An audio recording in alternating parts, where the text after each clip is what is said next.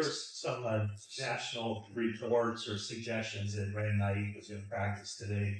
To your knowledge, is he going to be out there? We'll see. I think you'll see right with me. I know he's here today, and that's the expectation.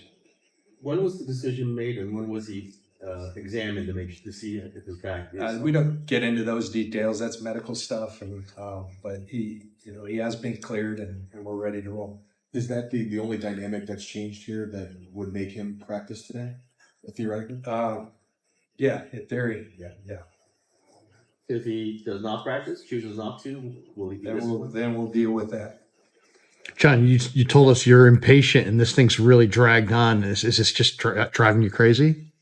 Yeah, fortunately, there's 90 players here. There's preseason games. There's the work of getting better and that goes into putting the team together. But no question about it, when you've got some of your better players, two of them in particular, that aren't out there, and that's your job. Yeah, you take a lot of pride in that. And I think.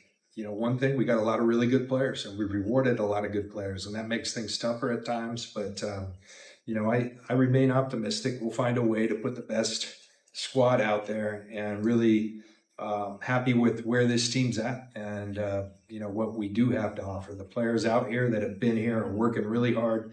We got a lot of love for the two guys that aren't, and we'll continue to work on that to try to bring that to a resolution. Is there anything changed with the Trent situation? No, there's no updates there. I mean, there's good communication. We're constantly working, throwing out ideas to try to have a breakthrough, and it just hasn't happened yet.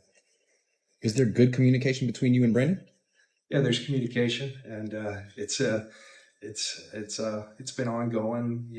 With Brandon, with his representative, and on that one as well. We just haven't been able to break through. And that's the Kyle a couple weeks ago. This team is close to a Super Bowl, as you obviously were last year. Can you say this franchise is putting up enough money or financial commitment to make sure you have the best chance this year? Yeah. Well, first of all, Tim, I don't think you can ever make an assumption that you're ready for a Super Bowl. You got to earn that every year. Nothing is given in this league, and we have a very talented team. We have a very proven team that's won a lot of games, but this is a new team. We like our team. We feel like we've improved. This team has never fallen short on resources. Since we've been here, we've been one of the top spenders in the league, and I think there's reason for that. We've got a lot of good players. Our talent acquisition has worked, whether it be through the draft, whether it be through trade. And as a result, we've had a lot of top players in their leagues at their respective positions. So that's a good thing, but it does make things tougher. Those are our challenges. Those are the things we have to deal with. So I'm back to Trent Williams. Has he threatened to retire at any point in this? I'm not getting into. I've always said that personal conversations and things like that aren't ever going to get told to everyone. Those are private conversations. So I won't get into private conversations that Trent and I and Trent and our organization have had. John, given your friendship relationship with Brandon's agent, had that changed the dynamic at all? Have you had to step aside at all through this? No, you never know how that's going to play out. Ryan was he's my marketing guy for a bunch of years. A lot of people say he's your agent. Well, my last couple deals I've done with Jed directly. That's how I've handled my business. So that's worked well for me. There is a friendship there, but I've got a lot of friendships in this league with agents and that have developed over time. Seems like you saw this standoff with Brandon Aiyuk coming a few months ago. Did the Trent Williams situation surprise you? I don't know that I saw the standoff with Brandon. I saw a situation that we were going to have to deal with, and man, we've been trying for a long time. We don't get paid to try; we get paid to do. And I'll take accountability for anything that hasn't happened, but I won't stop continuing to fight to find the best resolution, whatever that may be. The Trent situation. Things come up, and this has, come up. Trent's a fantastic player. He's a tremendous leader on this team. I will never fall short on my praise of Trent and what he's meant to this place. It's a great day. When I got that call from Rivera saying that they would do that trade, and he's been incredible since he's been here. So we value Trent. We love Trent. We want Trent here. And I'm hopeful that can happen soon. John, with Brandon, we've gotten to a point of like, you're waiting to see if he'll practice today. It sounds like he could be disciplined if he doesn't start practicing. It doesn't sound great. Are you disappointed it's kind of got to this level? Yeah, sure.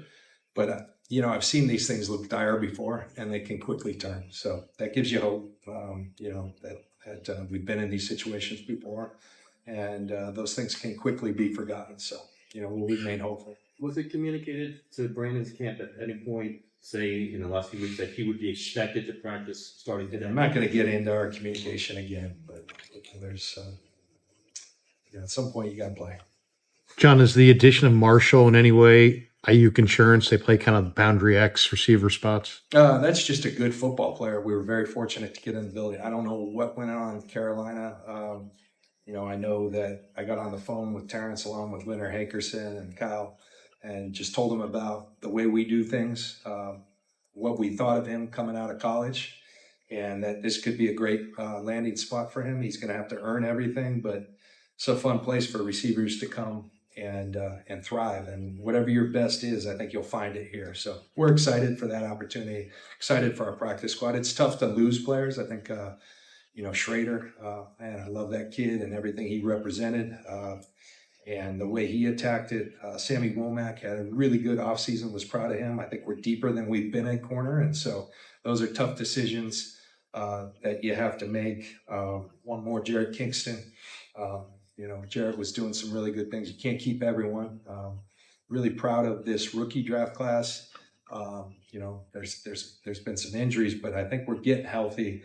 And we got the right type of people, the right type of players that are fits here. They're going to help us a lot. So a lot to be happy with our roster. We'll continue to work to get it complete. And can't wait for Levi's to be rocking here. And what are we, 10 days out, 9 days out? At tight end, it seemed like when you drafted Cam Latu last year, you knew that he might be a bit of a project. Did that go more slowly than you expected? Why cut ties with him 2 years in? Yeah, Cam did a great job, Matt. Had 2 knee surgeries in his time here, but couldn't have asked for anything more in terms of his work ethic. I think we just kind of you fall into some good players. Salbert is a guy that we went out and got in free agency. Really has been a nice find for us, both at tight end and in special teams. Jake Tonjes has been really, I'd say, a surprise and played really well. Braden Willis was a tough cut, but he's back on our practice squad.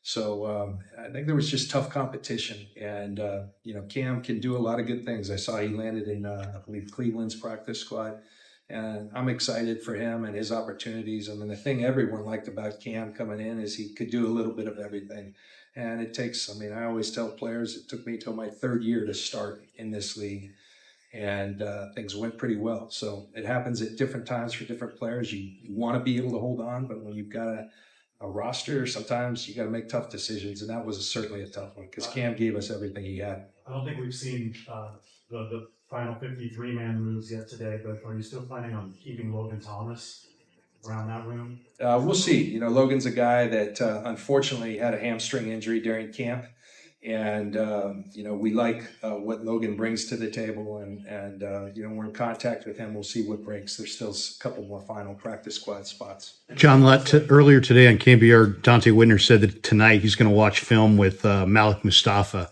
and trying to get him ready for week 1. You're a Hall of Fame safety. Would you watch film with Mustafa? Can you help bring him along? I mean, he's a talented guy. He's doing all right, man. He's it's always awesome when you think you see something on film and then you see it in person and it's even better. And Kyle talks a lot about something that I tried to live my career. You want to play with no hesitation. And when Malik sees something, he goes and gets it, and he can go get it in a hurry. And it's not perfect yet. It shouldn't be perfect. He's a rookie. But, man, he's been impressive. He's going to make an impact on this team. I think we can all see that. He plays fast. He plays physical. He's a Niner, and we're really excited about what's to come. And, he's got a long way to go. Malik knows that, but he's a worker. Danny Bullocks is doing a really good job. Love that guys like Dante are around. But I like Malik's a historian too. Ronnie was over here a couple of weeks ago, and man, he was like a kid in a candy store. Seeing Ronnie a lot. Some of the guys, embarrassingly enough, didn't know who he was. Malik sure knew who he was. John, have you made roster moves today to the 53 man? Nothing today. Health filling is to see Cooney. Looks like Kyle basically said he's a starting record and say for sure, but Yeah, leave that to Kyle, but he's been really good too. But then Cowley and Guerrero is a little negative, but to see this draft class kind of produce immediately, what's that been like? We thought we really hit on this draft class, and that remains to be. I always tell people, ask me a couple of years down the line, but yeah, I mean, Ricky's going to be a really good football player. He's had some health challenges. Ricky's a good player. Cooney, the way he stepped in. Bernardo Green, he's everything we thought he would be. He gets up, he competes, he's sticky. Cooney stepping right in. What we loved about Cooney was his versatility. He played a lot of different spots, played a lot of football. But man, that's a guy that, I'd be lying if I haven't said he's better than what I even thought he might be, because there's always our style, the way we get out and run. There's a little, it takes a little time, but he just took to it, and he's still got a lot more in the tank. And so he's doing a really good job. Our 3 4th-rounders, Guerrero, Mustafa, and Cowie, all of them explosive, bring speed, they're playmakers. So these guys are all doing really well. We're proud of this group, but they got a long way to go. Well, you did Kingston, and obviously not being able to keep them on that 53-man, was that a numbers issue up front, or were you guys more focused on keeping experienced linemen ahead of? We wanted to. It just ran out of numbers. You play the waiting game and think maybe we could sneak them through. It didn't work. So those ones hurt. Along those lines, how relieved were you that you were able to bring back Drake Nugent, the center? Drake's doing a really nice job. He's shown that it's not too big for him at this level. Center's a tough position because there's a lot mentally put on him. Drake's done a really nice job there, and he'll be on our practice squad, have every opportunity to get better. So we're happy to have him in the building. Was there a trepidation to expose Mordecai to waivers, and how does that quarterback discussion go? We feel like we have 4 really good ones, and unfortunately, or maybe a good thing for us, Tanner didn't get as many reps in the preseason as we would have liked for him to get, because I think the 2 guys that Dobbs and Brandon were fighting out that, and so we wanted to let that play out. Tanner's a talented kid, and we're happy that he's on our practice squad, and we're excited to work with him. Do you guys have a time frame for when Huff would be capable of going and playing in a game?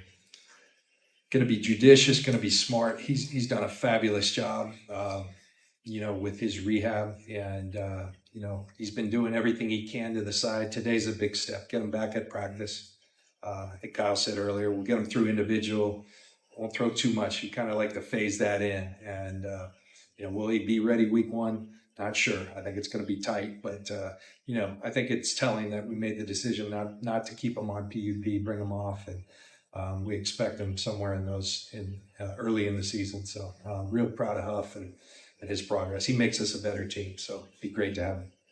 You guys kept Hey, 2 more guys on the roster. Kyle said, I think it was last week, that he's dealing with some injuries and it might be a couple of weeks that he might be IR designated. What went into the decision to put him on 53? Well, when you do that IR to return, you have to put him on for a day, and so that's what we did with John, and we'll have that opportunity to bring him back at some point. Yeah. All right, guys. Thank you very much.